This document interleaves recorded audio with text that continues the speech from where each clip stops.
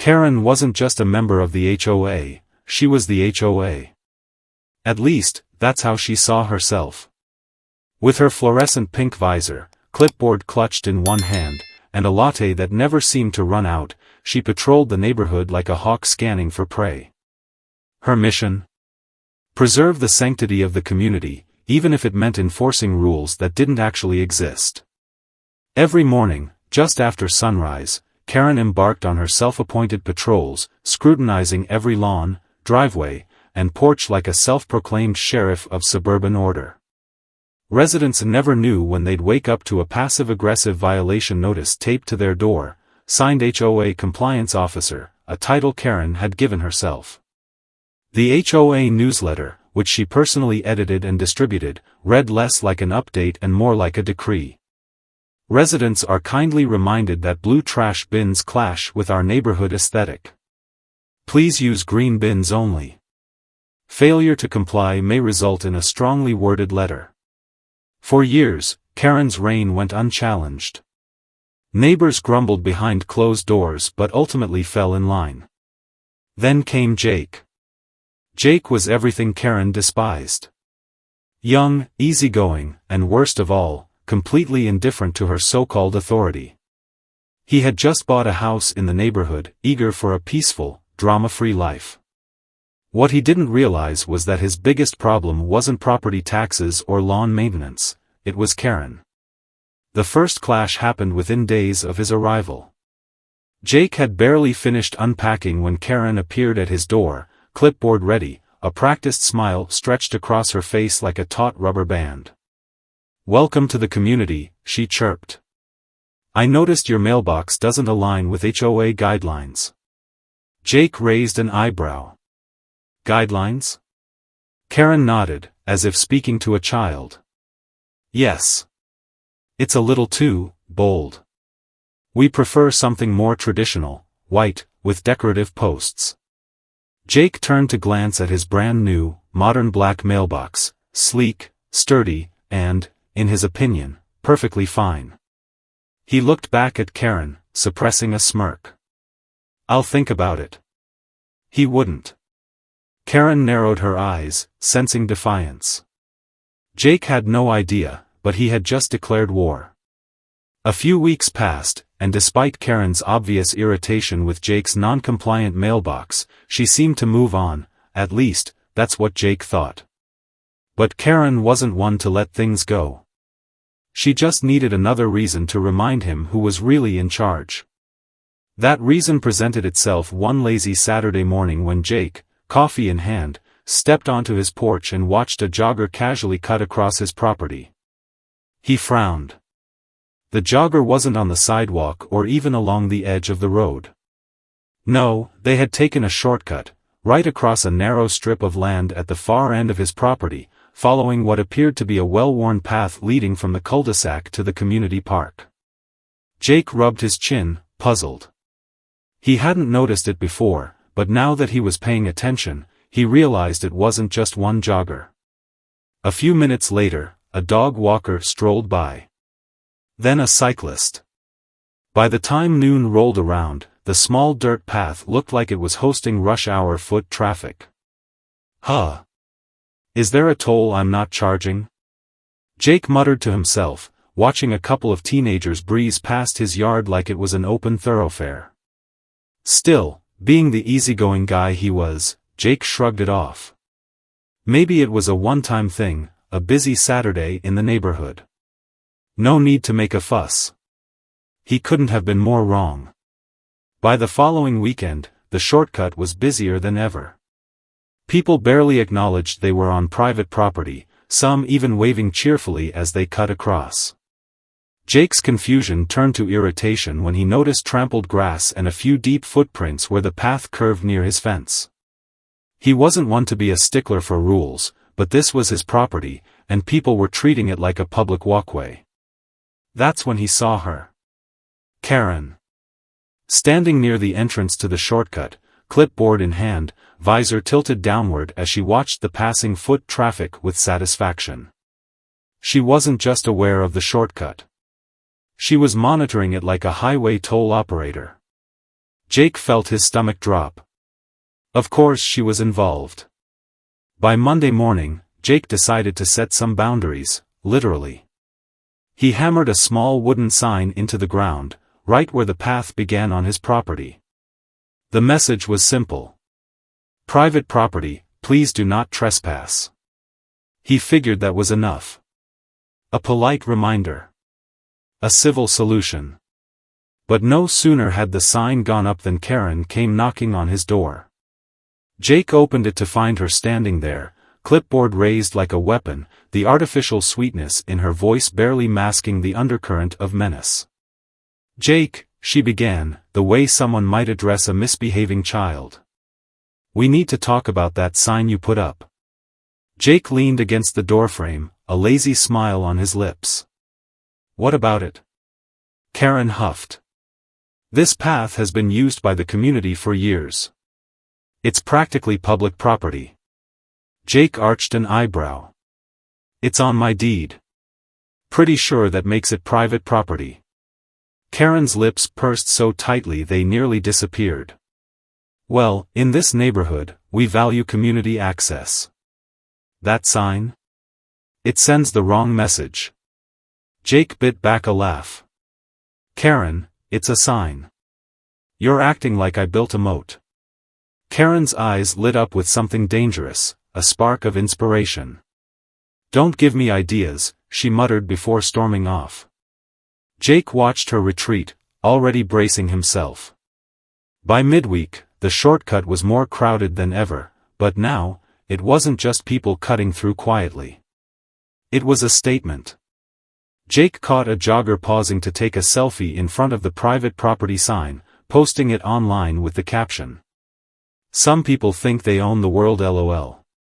Another neighbor pretended to trip over the sign dramatically, groaning, "Oh no. How will we ever survive?" as they exaggerated a stumble for their walking group's amusement. By Friday, tire tracks had appeared on the path.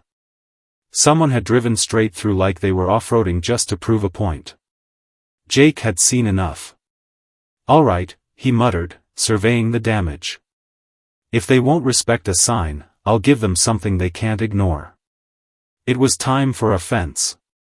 By the time the contractor arrived to install the fence, Karen was already lurking nearby, her clipboard clutched like a legal document that granted her supreme authority over all things suburban. She stood at the edge of Jake's property, visor tilted down, watching the workers like a hawk, arms crossed in silent but obvious disapproval. Jake, standing on his porch with his morning coffee, smirked to himself. He was expecting this. The moment the first post was drilled into the ground, Karen marched forward, her sneakers squeaking against the pavement. "Jake," she snapped, waving the clipboard as if it were a warrant. "This construction is unauthorized. You can't just build a fence without HOA approval." Jake took a sip of his coffee and walked down toward her, his expression unbothered, his amusement barely contained. "Karen," he said, gesturing to the very land they were standing on, "the HOA doesn't own this land." "I do." Her face twitched. "You still have to follow community guidelines.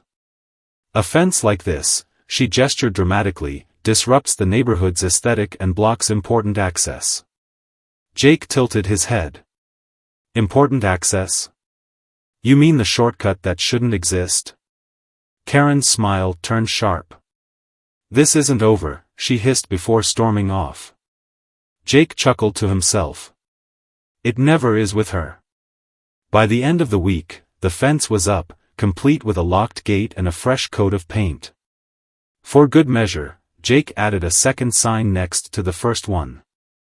"No trespassing, violators will be prosecuted." The reaction was immediate. The next morning, Jake was woken up by a sound that could only be described as a car alarm crossed with a banshee's wail. He groaned, pulling on a hoodie and stepping outside to find Karen, standing in front of the gate, leaning on her car horn like she was summoning the HOA cavalry. "Jake," she shouted, clipboard raised like a white flag that wasn't actually white. He leaned casually against the fence, still holding his coffee mug. "Karen, it's 8 a.m. on a Saturday. What could possibly be this important? Karen marched up to the gate, her visor slightly askew from the sheer force of her frustration. This fence is a direct violation of HOA policy. You are blocking community access, and that is illegal. Jake took a long, slow sip of his coffee before replying. Karen, it's not illegal if it's my property. Do you even know what the word trespassing means? Her face reddened, her fingers tightening around her clipboard. Don't get smart with me, Jake. I'm on the HOA board, and we'll see about this. Sure enough, that afternoon, Jake found a bright yellow HOA violation notice taped to his fence. Unauthorized construction, $500 fine due immediately. Jake stared at the piece of paper, then burst out laughing so hard he nearly spilled his coffee. Nice try, Karen, he muttered, tacking the notice onto his fridge like a trophy. But Karen wasn't done. The next few days, she escalated her efforts. She rallied her HOA loyalists, who started spreading whispers that Jake was disrupting the harmony of the neighborhood. She tried to send landscapers to remove the fence under the pretense of community maintenance, but Jake caught them on his security cameras and shut it down immediately. She attempted to drum up signatures for a petition demanding the fence be taken down, but most of the neighbors were too tired of her antics to sign. Each failed attempt only seemed to fuel her obsession. One evening, Jake sat on his porch, watching the last of the sunlight fade, when he spotted Karen pacing outside the gate, phone pressed to her ear. Moments later, 2 police cars pulled up. Jake sighed, setting down his book. Here we go. The officers approached, looking more tired than concerned.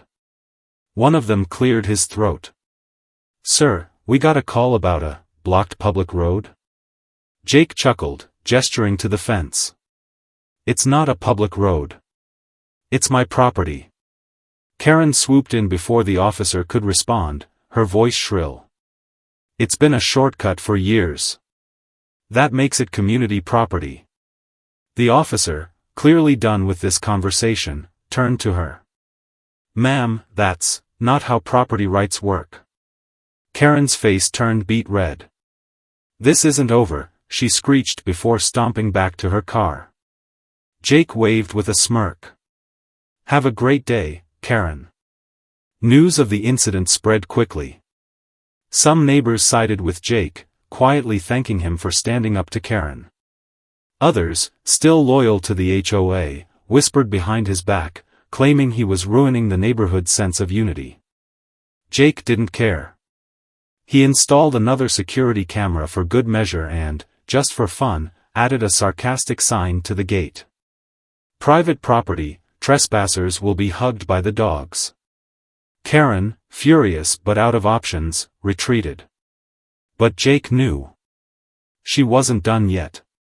A few days of eerie silence followed, but Jake wasn't fooled. Karen never gave up quietly. She was biding her time, plotting her next move, and sure enough, when he checked his mail one morning, there it was, an official letter from the HOA. The subject? Notice of mandatory HOA meeting, unauthorized gate and obstruction of community access. Jake rolled his eyes. Of course, she was taking this to a kangaroo court. The meeting was scheduled for the following week at the community center, and if Karen thought she had Jake cornered, she was in for a nasty surprise. He had spent the past few days gathering evidence, his property deed, security footage of trespassers, including Karen herself, and even screenshots of her bogus violation notices. He had come prepared. When the day arrived, Jake stepped into the beige-walled conference room that perfectly matched Karen's personality, dull, overbearing, and void of warmth. She was already seated at the head of the table, clipboard in hand, expression smug, as if victory was already hers. Around her sat a mix of HOA board members, a handful of neighbors, and Karen's dwindling group of loyalists. The HOA president, Tom, a balding man who looked like he'd rather be anywhere else, sighed as he began. We're here today to discuss the matter of Mr. Jake's fence, which has raised concerns regarding community access. Karen immediately jumped in. It's more than a concern. He's disrupted the entire neighborhood. That strip has been a vital pathway for years, and now he's selfishly blocked it off. Jake raised his hand, his tone cool and measured. If I may? Tom sighed again. Go ahead. Jake stood, setting down a neatly organized folder. First, let's clarify something. This strip of land is not, and has never been, community property. It's private property. I own it. He slid the deed across the table. A few board members leaned in, skimming the document. Some nodded in agreement. Karen's smugness faltered slightly, but she clung to her argument. But it's been used as a shortcut for years. That makes it a community easement. Jake smirked. Actually, no.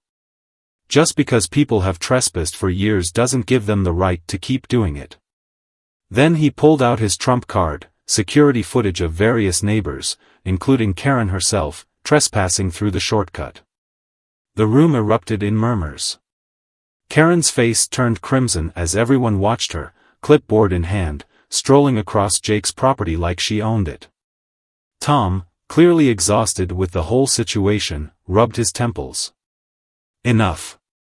He glanced at the documents again, then at Karen. The evidence is clear. This land is not HOA property. We have no authority over it. Karen slammed her hands on the table, her voice raising an octave. You're all cowards. This isn't over. But the board was done. Even Evelyn, one of the older HOA members who had once been one of Karen's supporters, sighed in exasperation. Karen, maybe it's time to let this go. We're making fools of ourselves. The room fell silent. Karen's eyes darted around, realization sinking in. Her power was slipping. Tom cleared his throat. The board formally acknowledges that Jake's property is his alone, and the HOA has no jurisdiction over it. The gavel fell with a dull thud. The meeting was over. Karen stormed out, muttering something about higher authorities. Jake couldn't resist. As she shoved open the door, he called after her, "Good luck with that, Karen." The room erupted in laughter. But just when Jake thought it was over, Karen proved she wasn't one to accept defeat. A week later, another letter arrived in his mailbox, this time from Karen's personal lawyer. The claim? Jake's fence violated an unwritten community easement. Jake read the letter twice, then burst out laughing. Unwritten easement?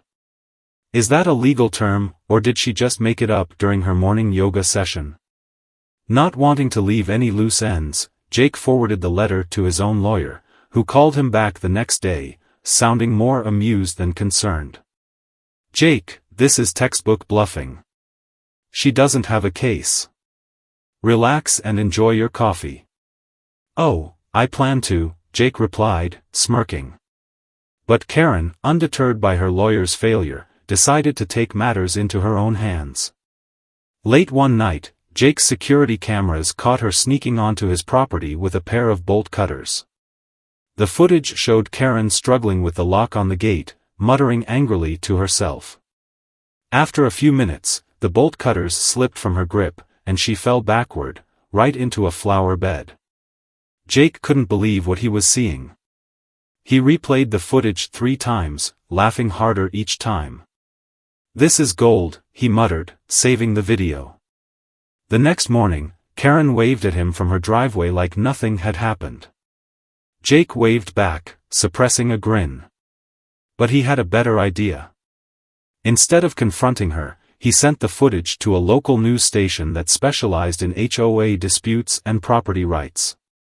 The station loved the story.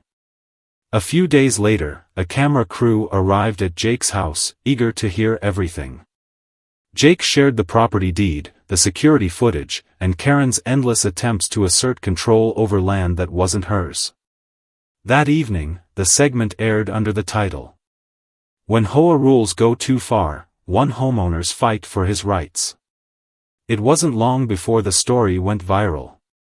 Neighbors who had once sided with Karen began to distance themselves. Some even knocked on Jake's door to apologize. "I didn't realize how out of control she was," one man admitted sheepishly. Karen, meanwhile, was furious. She tried to rally the HOA, but the board, still reeling from the meeting and now in full damage control mode, wanted nothing to do with her. A week later, Jake received a formal letter from the HOA, this time with an unexpected twist. The board apologized. Karen had been removed from the HOA. Her actions didn't reflect the values of the community, they wrote. Jake tacked the letter onto his fridge right next to Karen's fake $500 violation notice. Karen's reign was officially over. Karen's downfall was swift, but not unnoticed. Within days of the HOA's official ruling, a for sale sign appeared on her lawn. By the end of the week, her house was on the market, and by Friday, she was gone. Jake watched from his porch as her moving truck blocked the street, a delicious irony considering how she once issued fines for minor parking violations. A neighbor walking by chuckled. "Think she left a notice for herself about the truck?" Jake laughed. If only. With Karen gone, the neighborhood felt different, lighter, freer. The HOA, now under Tom's leadership, had a remarkable shift in tone. Rules became guidelines, violation notices turned into friendly reminders, and community events actually brought people together instead of dividing them. Neighbors who once tiptoed around the HOA's rigid expectations began expressing themselves. Driveways now had mismatched cars, porch decorations reflected actual personality, and best of all, the shortcut remained permanently closed off. No one questioned it anymore. One afternoon, Jake received a mysterious package with no return address. Inside was a small wooden plaque engraved with the words, "The man who stood against Karen." Attached was a handwritten note. "Thanks for showing us how to stand up for ourselves. We owe you more than cookies." Jake smiled, shaking his head as he placed the plaque on his mantle. Months later, while pruning his garden, he noticed a car slowing down near his fence. His stomach briefly dropped. Was Karen back? But instead of stopping, the driver rolled down their window and grinned. "Nice fence," they called out before driving off. Jake chuckled. The gate had become more than just a barrier, it was a symbol of standing firm in the face of entitlement and overreach. As he leaned against the fence, sipping his coffee, he reflected on the absurdity of it all. Who knew a strip of land could cause this much chaos? But more importantly, who knew standing up for himself would change the entire neighborhood? Have you ever felt powerless against HOA, or Karen, rules?